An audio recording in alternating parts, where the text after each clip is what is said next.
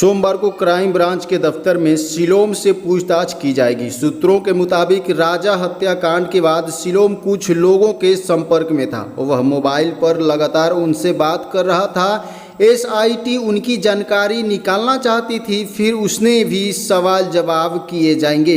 दोस्तों, इस वक्त की सबसे बड़ी अपडेट आ रही है। राजा हत्याकांड मामले में जैसे जैसे दिन गुजरते जा रहे हैं, नए नए खुलासे होते जा रहे हैं। अब शिलोंग के बयान के बाद ऐसा लग रहा है कि राजा हत्याकांड मामले में जितने भी आरोपी शामिल हैं, उन सभी लोगों को लगभग 1-1 करोड़ रुपए दिए गए थे और उनको यह भी बताया गया था कि चाहे कुछ भी हो जाए, अपनी जुबान नहीं खोलना है। यानी कि जो मुख्य कातिल है, जिसने इन लोगों से कत्ल करवाया है, अभी तक उसका चेहरा सामने नहीं आया है, लेकिन कुछ साबुत साक्ष्य मिले हैं जो कि हम आपको इस वीडियो में दिखाने जा रहे हैं। लेकिन साथियों, वीडियो में आगे बढ़ने से पहले, पूरी खबर देखने से पहले आप लोगों से हमारा यह छोटा सा रिक्वेस्ट है कि पॉलिटिकल माइंड न्यूज़ चैनल को अवश्य सब्सक्राइब करें और अपनी कीमती राय कमेंट बॉक्स में देते रहें। चलिए देख लेते हैं, बड़ी खबर आ रही है। शनिवार रात इंदौर पहुंची और शिलोम को लेकर उसके घर गई थी। यहां रात में उसकी पत्नी और बहन से पूछताछ की।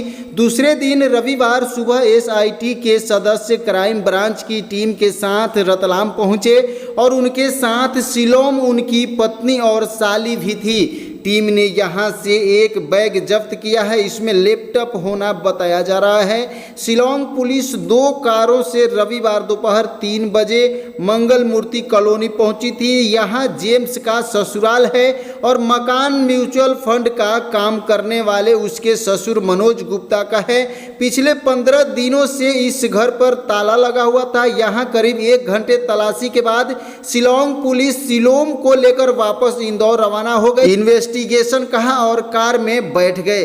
वे शिलोम को पत्नी और साली को लेकर साथ नहीं गए। शिलोम एसआईटी की टीम ने इंदौर रतलाम बाईपास के एक ढाबे पर कई घंटे तक सीनियर अफसरों से बात की। इसके बाद रतलाम के मंगल मूर्ति नगर में जाकर सर्चिंग की। स्थानीय औद्योगिक थाने की पुलिस को भी इसकी जानकारी नहीं दी गई। टीम अब शिलोम के ससुराल पहुंची तो यहां ससुर मनोज गुप्ता नहीं मिले।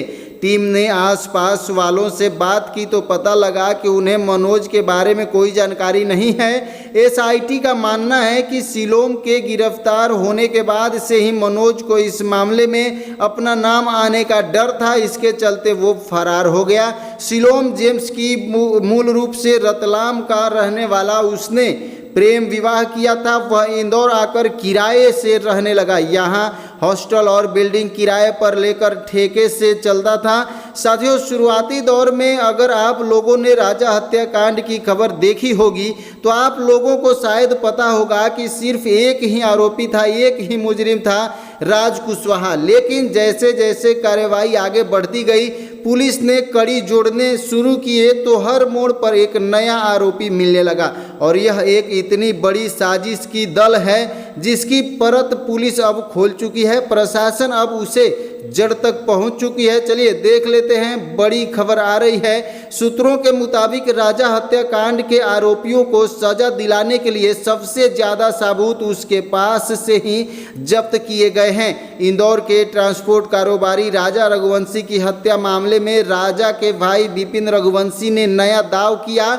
विपिन का कहना है कि जब मेघालय पुलिस ने उन्हें पूछताछ के लिए बुलाया था, तब उन्हें बताया गया कि सोनम के पास से 2 मंगलसूत्र मिले हैं। इनमें से एक मंगलसूत्र वह है जो हमारे पास से सोनम ने शादी के समय हम लोगों ने दिया था, लेकिन दूसरा मंगलसूत्र कहां से आया, इसकी जानकारी हम लोगों के पास नहीं है।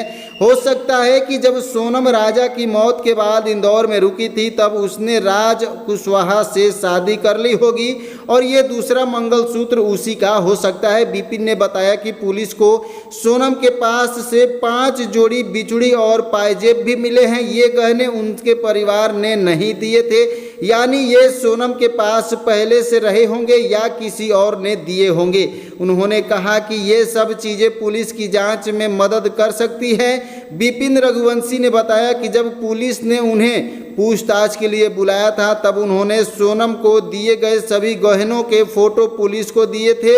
उन्होंने बताया कि सोनम को रानी हार, छोटा हार, अंगूठी, टीका, चूड़ियाँ और चेन जैसी ज्वेलरी दी गई थी। विपिन ने सोनम के भाई गोविंद पर भी सवाल उठाए और उन्होंने कहा कि गोविंद अब मीडिया में कह रहा है कि वह राखी से पहले जाकर सोनम से मिलेगा, साथ ही वह पुलिस पर भरोसा नहीं जता रहा है। दोस्तों, आप सभी क्या कहना चाहते हैं? विपिन ने बताया कि शुरुआत में गोविंद ने परिवार से कहा था कि वह राजा को न्याय दिलाएगा और सोनम को फांसी तक पहुंचाएगा। वह राजा के अंतिम कार्यक्रमों में बिना बुलाए आया था, लेकिन अब वह सोनम के लिए वकील करने की तैयारी में है। इसलिए हमें लगता है कि गोविंद ने हमारे साथ धोखा किया है।